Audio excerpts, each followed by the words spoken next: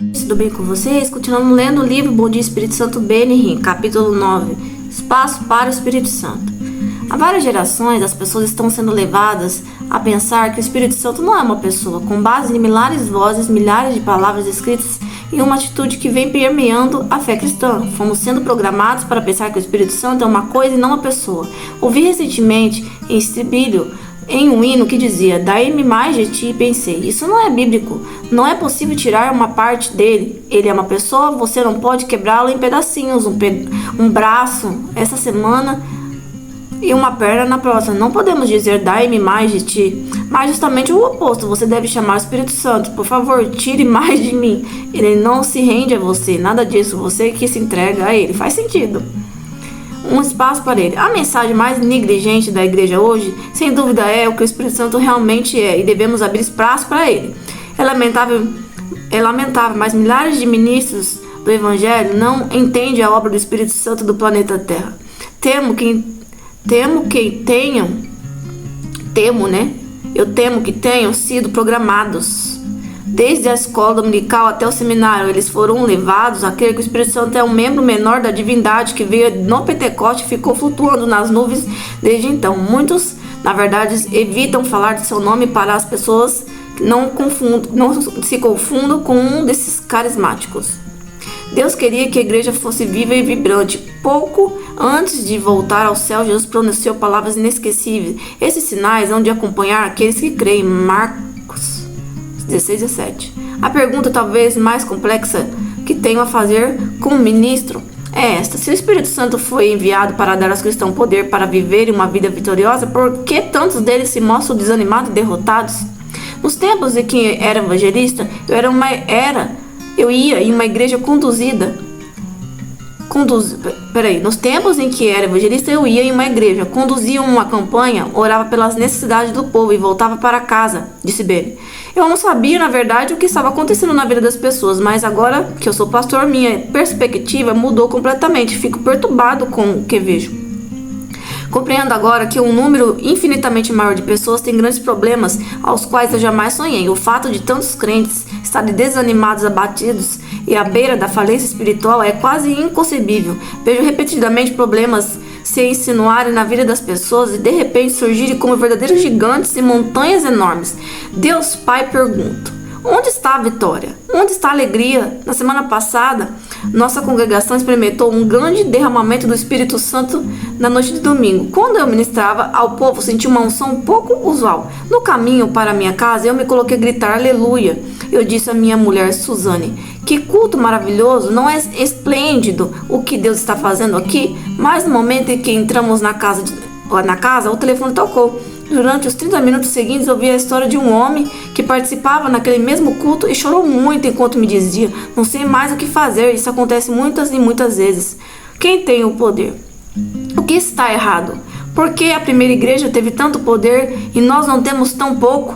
Com uma palavra, eles expulsam demônios e nós parecemos que estão tão temerosos e alarmados. Basta mencionar demônios e os cristãos saem correndo.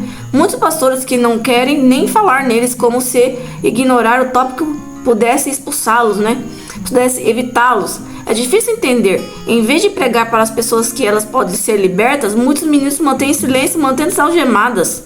Em lugar de obedecer às palavras de Cristo, expelirão demônios. Marcos 16:17. Eles dizem que o que está realmente acontecendo não existe, que não passa de imaginação. E o povo murmura: Senhor, não encontro uma resposta, não consigo encontrar ajuda. E é de admirar que alguns adeptos do ocultismo tenham mais poder que os certos cristãos. Devemos surpreender quando os seguidores de Satanás demonstram mais do mundo sobrenatural do que muitos seguidores de Cristo. Como é isso possível se Deus é onipotente e Satanás tem uma fração mínima do poder? Como um discípulo do diabo pode operar em qualquer autoridade? Tudo, na verdade, é muito simples. A pessoa que usa 100% de uma pequena fração tem mais poder do que alguém que pode extrair a energia do universo, mas nem sequer tenta. Fico profundamente perturbado quando penso sobre o fato de um pecador receber mais de Satanás do que um crente que nada pede a Deus e recebe. Porque ela não tem tanta sede, por Deus. Então você recebe conforme aquilo que você busca. Está na hora de você começar a exercer o poder todo-poderoso. Você precisa saber que Deus é maior do que qualquer demônio, que uma palavra só, maior que qualquer demônio, e que uma só palavra de Jesus destrói o diabo. Um só dos seus anjos pode prender a Satanás no abismo. Apocalipse 21, versículo 3. Deus não é fraco, o seu povo que é fraco. Verdade. Esta é a única conclusão a que consegui chegar. A razão da igreja é que tantos de seus membros estarem tão desanimados é que ela ignorou a pessoa mais poderosa do universo, o Espírito Santo. E eu repito, não por força nem por poder, mas pelo Espírito, diz o Senhor dos Exércitos. Zacarias 4:6. As palavras seguintes são também emocionantes. Quem é tu, ó grande monte? Serás uma campina? Versículo 7. Você precisa mais do que um trator para nivelar a enorme pilha de pedras à sua frente. É uma montanha gigantesca de futilidade e medo. A escravação que precisa fazer só será possível através do poder dinâmico do Espírito Santo, através da sua palavra. Deus dá uma receita para quebrar o jugo da escravidão. Ele sabe exatamente o que é necessário para levantar o seu fardo pesado. Isso é chamado de unção, que vem do Espírito Santo. Acontecerá naquele dia que o peso será tirado do teu ombro e o seu jugo do teu pescoço. O jugo será despedaçado por causa da gordura. Isaías 10:27. Da mesma forma que removeu o fardo de Israel, Deus removerá igualmente o seu. Foi traiçoeiro Satanás que colocou o jugo pesado sobre você, mas Jesus, que declarou que o cativeiro seria destruído, disse: porque o meu jugo é suave, o meu fardo é leve. Mateus 11:30. O jugo apertado pode ser quebrado pelo Espírito, mas não por apenas um momento, porque se trata de uma solução temporária. Não se trata de uma solução temporária. Ele permanece com você, continuando a levantar o fardo, a guiá-lo por um caminho completamente novo. O apóstolo João, falando no Espírito, escreveu: quando a vós outros a unção que ele recebeste permanece em vós, e não... Oxi, peraí que deu zoom.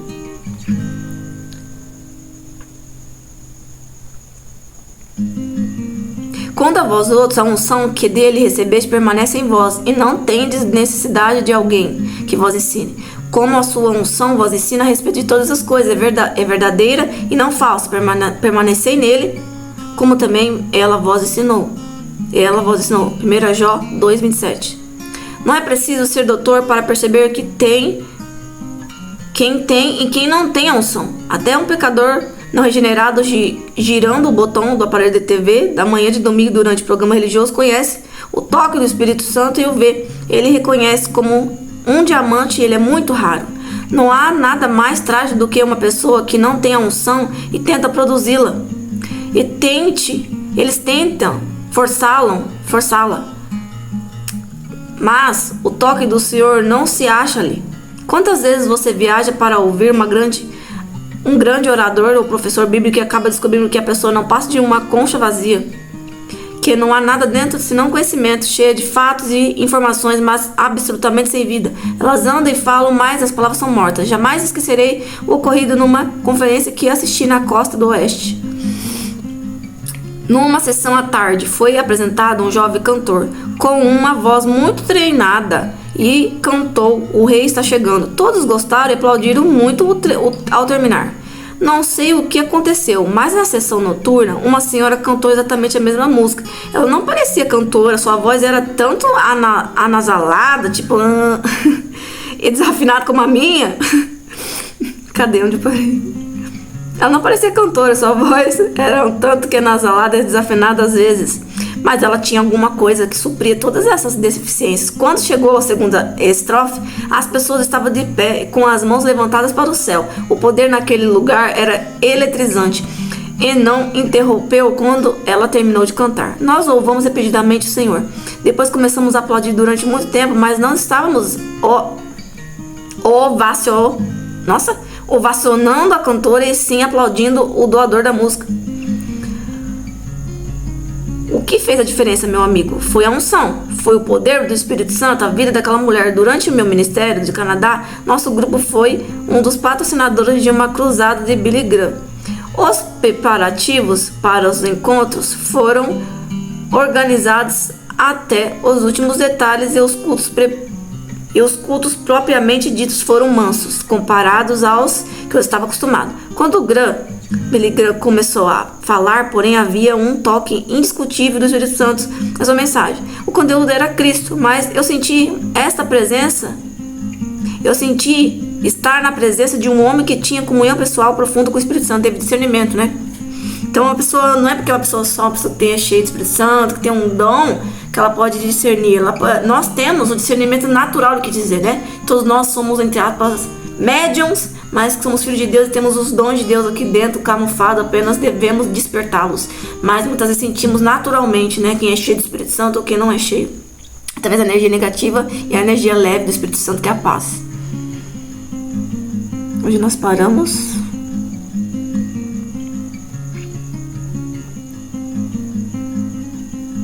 A palavra surpreende a sinagoga. Desde a criação, as pessoas ficaram fascinadas pela unção. Ela tem sido objetivo de admiração, tem sido manifesta até imitada. Mas a verdadeira unção sempre foi e continua sendo uma função de Deus, do Espírito Santo. Qual é o seu propósito? A fim de que você possa proclamar a mensagem com poder. O Espírito Santo está sobre mim, porque o Senhor me ungiu para pregar boas novas aos quebrantados. Enviou-me a curar os quebrantados de coração, a proclamar a libertação dos cativos e por liberdade aos algemados, a pregoar o ano aceitável ao Senhor. Isaías 61. Não só também para dar ousadia para pregar, mas também para nos dar força para permanecer na presença dele, né?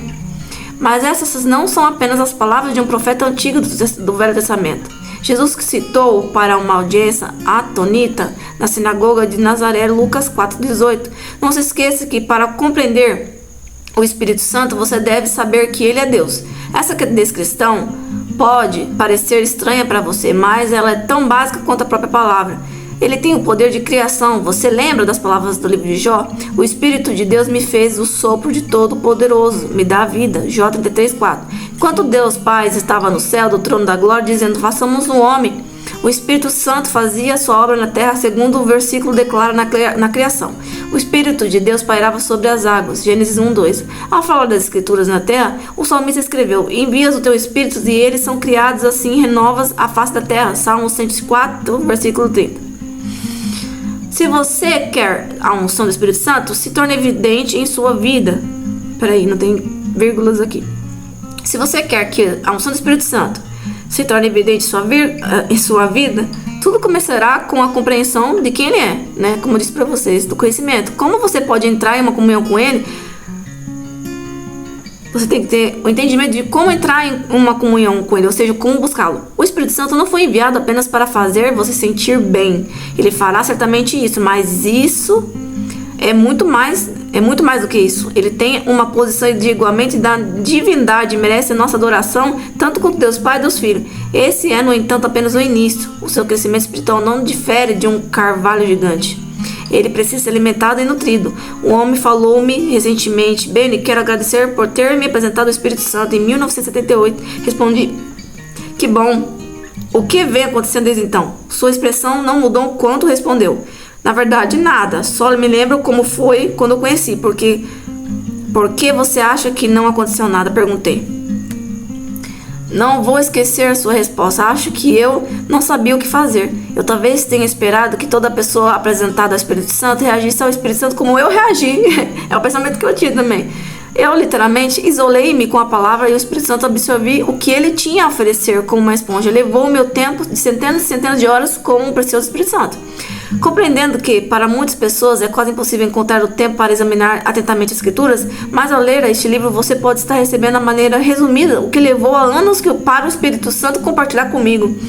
Existe, porém, algo que não posso fazer por você, mas posso brandir uma vara espiritual sobre a sua cabeça e ungí-lo. Isso só vem através de um encontro pessoal profundamente privado com o Espírito Santo. E continua e cresce com uma amizade de comunhão que só você pode estabelecer. O seu crescimento no Espírito começará no momento em que entender que o Espírito Santo Deus é verdadeiramente Deus. Não posso repetir demais essa ideia, pois o quadro mental de personalidade fraca foi plantado na nossa psique desde a infância. O Espírito Santo é um servo do corpo de Cristo. Esse é o tipo de erro de que falo. Ele não é um servo, é o encarregado, é o líder do corpo de Cristo. Quero contar-lhe algo que vim a saber. O Espírito Santo não é apenas o Deus, ele também é o Pai do Senhor Jesus Cristo. Antes que você diga, espera aí, como que é isso? Permita que ele indique a palavra. Você diz, pensei que Deus Pai era o Pai de Jesus. Você está certo, mas também errado. Eu entendi o que ele quis dizer. Vou mostrar-me a razão. No primeiro capítulo do Evangelista, aprendemos que o Espírito Santo é o Pai do Senhor. Ora, o nascimento de Jesus Cristo foi assim. Estando Maria, sua mãe, desposada com José, sem que estivesse coabitado antes, achou-se grávida do Espírito Santo. Mateus 1:18.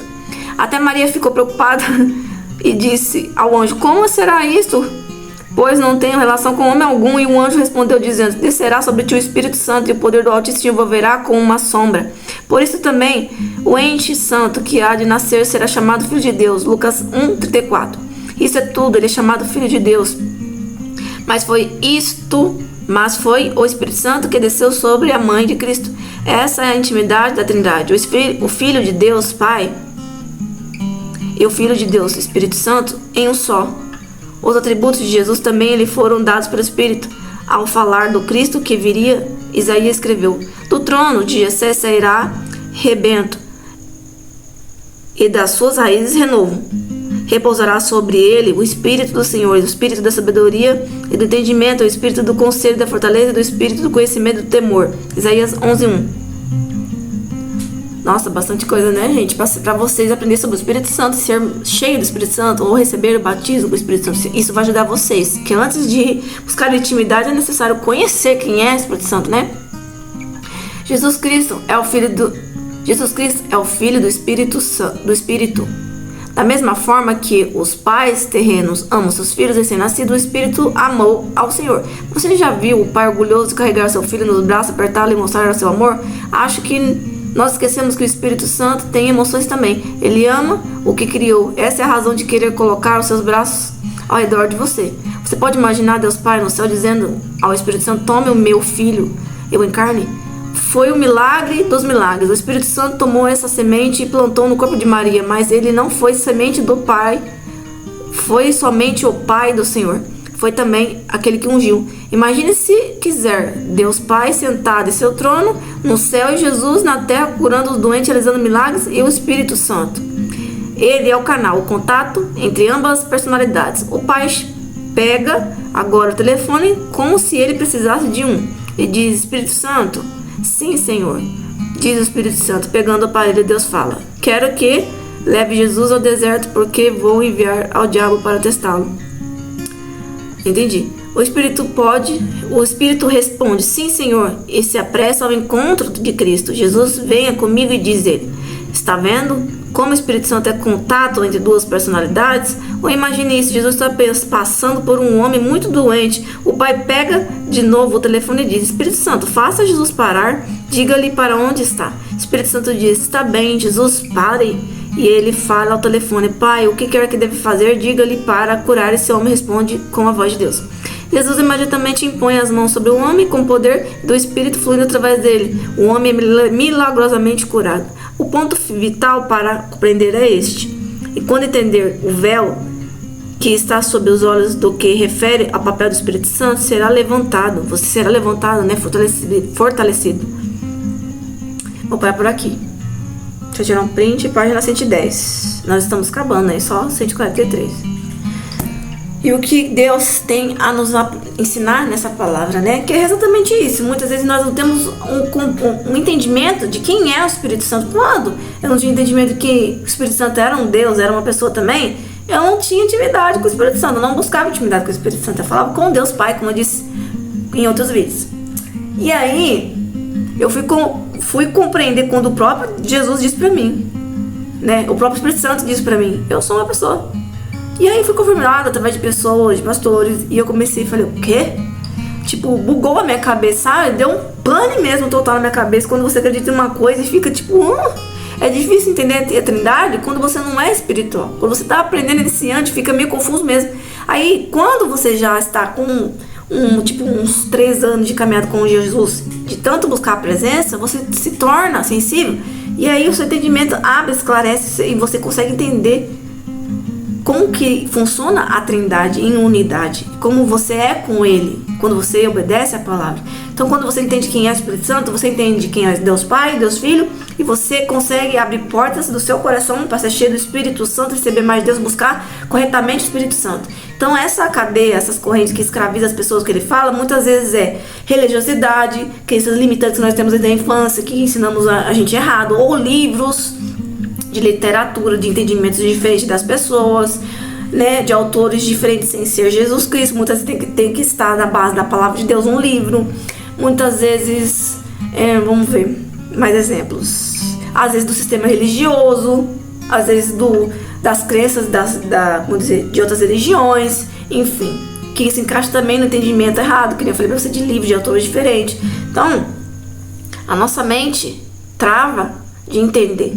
Mas quando nós estamos íntimos do Espírito Santo, ele abre a nossa mente para entender a profundidade da palavra dele. E aí só que o espiritual entende, vamos dizer, os mistérios do Espírito Santo. Então busque intimidade, tenha o seu processo com paciência, você não cresce da noite pro dia. E seja cheio do Espírito Santo, com passo a passo, devagar, um passo de cada vez, não da noite pro dia. Então você vai entender o poder da Trindade quando você tiver mais intimidade com o Espírito Santo, e você vai conhecer mais o Espírito Santo quando você entender quem é o Espírito Santo realmente, através desse estudo, também através da palavra e também através da intimidade. Mas quando você sabe quem ele é, que ele é uma pessoa, um Deus, um Pai, que ele cuida de você, você já pode abrir portas para se relacionar com ele e buscar mais a presença dele. Como você se relacionaria com o Deus Pai e Deus Filho também.